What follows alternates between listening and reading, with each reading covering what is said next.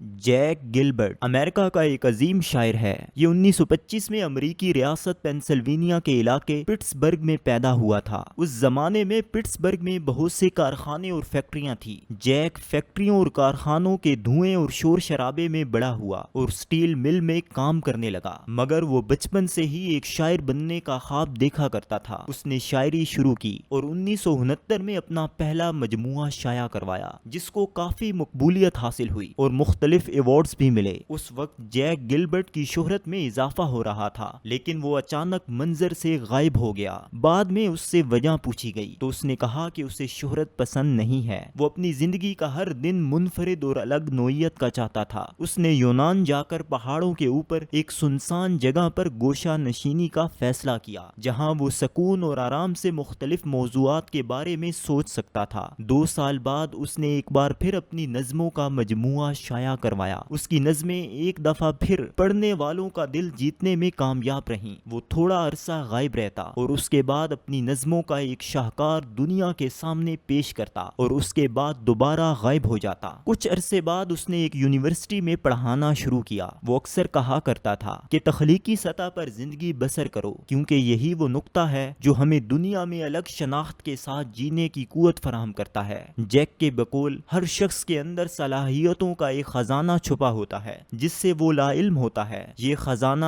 تبھی ڈھونڈا جا سکتا ہے جب وہ تخلیقی سطح پر زندگی بسر کرنا شروع کریں۔ 2015 میں امریکی صحافی اور بہت سی مقبول کتابوں کی مصنفہ الزبتھ گلبرٹ نے ایک کتاب لکھی ہے جس کا نام big magic creative living beyond fear ہے۔ نیو یارک ٹائمز کے مطابق تخلیقی سطح پر زندگی گزارنے اور اپنے خوف سے باہر نکلنے کے لیے یہ ایک بہترین کتاب ہے۔ اس کتاب کے کچھ اہم نکات آج کی اس ویڈیو میں بیان کیے جا رہے ہیں۔ نمبر 1، اپنے خوف سے نجات حاصل کریں۔ ہمارے خوف 2 طرح کے ہوتے ہیں، ایک خوف وہ جو ہمیں خطرات سے بچاتا ہے اور دوسرا وہ جو ہمیں تخلیقی سطح پر زندگی گزارنے سے روکتا ہے۔ خطرات سے بچانے والا خوف ایک مثبت خوف ہے۔ اگر یہ خوف نہ ہو تو لوگ ایسے ہی جنگل میں گھس جائیں اور درندوں کے سامنے کھڑے ہو جائیں اور ان کا شکار بن جائیں۔ آپ نے اس خوف سے نجات حاصل کرنی ہے جو آپ کو تخلیقی طور پر زندگی گزارنے سے روکتا ہے۔ مگر سوال یہ ہے کہ تخلیقی سطح پر زندگی گزارنے کا مطلب کیا ہے؟ جواب ہے اپنے خوف کو شکست دے کر ایک ذاتی شناخت والی زندگی بسر کرنا۔ ہم زندگی میں اکثر کسی نہ کسی بات سے ڈرتے ہیں۔ ہم ہارنے،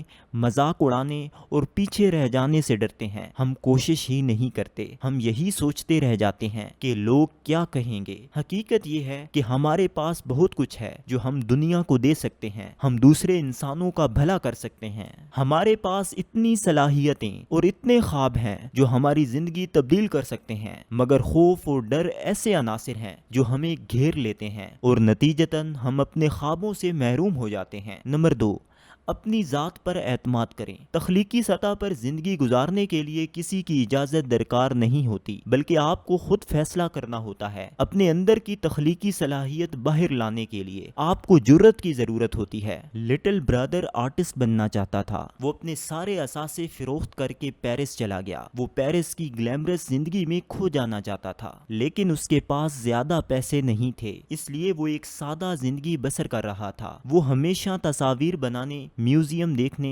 اور سفر کرنے میں مصروف رہتا تھا۔ ایک دن اس کی ملاقات پیرس کے ایک رئیس شخص سے ہوئی۔ لٹل برادر اپنی باتوں کی وجہ سے رئیس شخص کو پسند آیا اور اس نے لٹل برادر کو ایک دعوت پر مدعو کر لیا۔ یہ دعوت ایک محل میں رکھی گئی تھی۔ رئیس نے لٹل برادر کو بتایا کہ دعوت میں بہت سے فیشنیبل اور امیر لوگوں نے آنا ہے، اس لیے نفیس کپڑے پہن کر آنا۔ لٹل برادر پارٹی میں سب سے ممتاز نظر آنا چاہتا تھا، چنانچہ اس نے بڑی محنت سے اپنے لیے کپڑے منتخب کیے اور دعوت میں پہنچ گیا، لیکن یہاں آ کر اس کو اپنی غلطی کا احساس ہوا۔ رئیس شخص نے اسے یہ نہیں بتایا تھا کہ دعوت میں ایک مخصوص تھیم کے مطابق لباس پہنا جائے گا۔ لٹل برادر کا لباس دعوت کے مخصوص تھیم سے کہیں بھی مطابقت نہیں رکھتا تھا۔ اسے بہت شرم آ رہی تھی۔ اس کا دل چاہ رہا تھا کہ وہ دعوت چھوڑ کر چلا جائے، مگر پھر اسے خیال آیا کہ اس نے یہ لباس بڑی محنت سے تیار کیا ہے۔ اس نے فیصلہ کیا چاہے جو بھی ہو وہ اس پارٹی سے لطف اندوز ہوگا۔ دعوت میں ایک شخص نے اس سے پوچھا، یہ تم کیا بن کر آئے ہو؟ لٹل برادر نے ہنسی مذاق میں اس بات کو ٹال دیا۔ اپنے اعتماد کی وجہ سے کچھ ہی دیر میں وہ اس دعوت کی مرکزی شخصیت بن گیا۔ لوگ اس پر ہنس رہے تھے اور وہ بڑے اعتماد سے اس دعوت میں گھوم رہا تھا۔ یہی تخلیقی طور پر زندگی گزارنا ہے۔ اگر آپ دوسروں سے مختلف ہیں تو شرمندہ ہونے کی ضرورت نہیں۔ آپ اگر تخلیقی سطح پر اپنی مرضی سے زندہ رہنا چاہتے ہیں تو پھر دوسروں کی پرواہ نہ کریں۔ نمبر 3،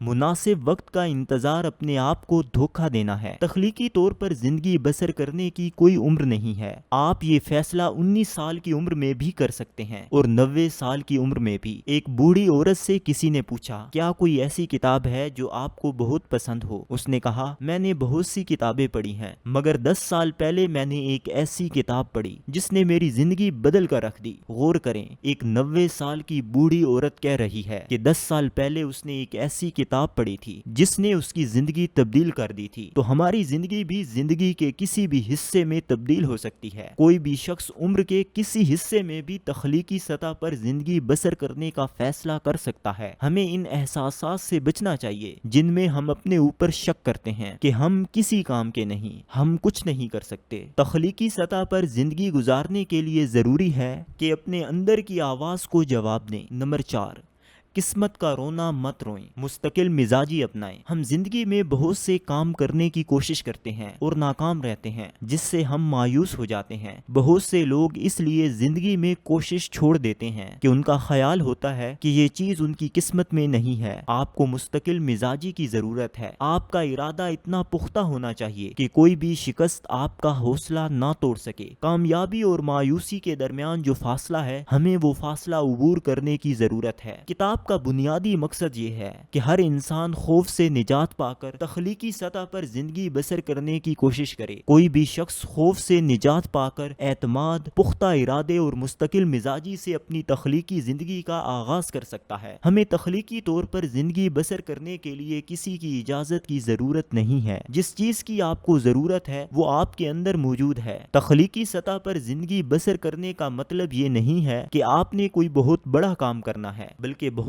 چھوٹے چھوٹے کام بھی آپ کو خوشیاں دے سکتے ہیں، آپ کو اطمینان دے سکتے ہیں اور آپ کی ایک الگ شناخت، ایک الگ پہچان بنا سکتے ہیں۔ تخلیقی سفر کے لیے اپنی ذات پر اعتماد کی ضرورت ہے۔ تخلیقی سفر کے لیے کسی مناسب وقت کا انتظار نہیں کرنا چاہیے، بلکہ جب آپ فیصلہ کرتے ہیں وہی درست وقت ہے۔ یہ عمر کے کسی بھی حصے میں ہو سکتا ہے۔ کبھی یہ نہ سوچیں کہ وہ مناسب وقت ابھی نہیں آیا اور وہ وقت تو گزر گیا ہے۔ دوستوں، یہ تمام معلومات الزبتھ گلبرٹ کی کتاب big magic creative living beyond fear سے لی گئی ہیں۔ تو سیکھتے رہیں انفوٹیویشن کے ساتھ کامیاب مصنفین کے فلسفے اور تصورات۔